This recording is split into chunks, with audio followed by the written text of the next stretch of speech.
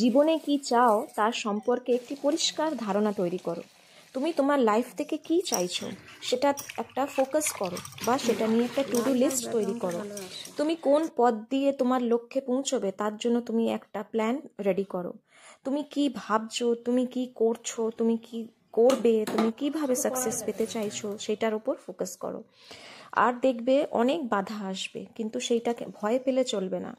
ভয় পেয়ে তুমি যদি তোমার রাস্তা খুঁজেও না পাও, তখন দেখবে তুমি যদি সেই কন্টিনিউটিটা মেনটেন করো, তুমি যদি সেই লক্ষ্যটাকে স্থির করে তোমার কন্টিনিউয়াস প্রসেস তুমি একটা জায়গায় ফোকাস করো, দেখবে তুমি সেই ধৈর্য ধরে সেই রাস্তাটা, সেই সাকসেসটা তুমি অবশ্যই পাবে। তুমি তোমার লক্ষ্যে অবশ্যই পৌঁছবে।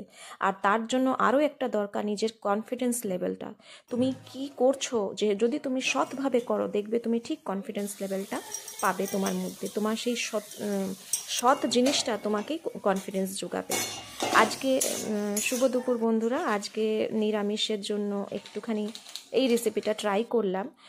অনেক সময় কি হয় বলো তো, ভাত ডাল খেতে ইচ্ছে করে না রোজকার, তো একটু এখনকার দিনে তো অনেক ধরনের সবজি আছে।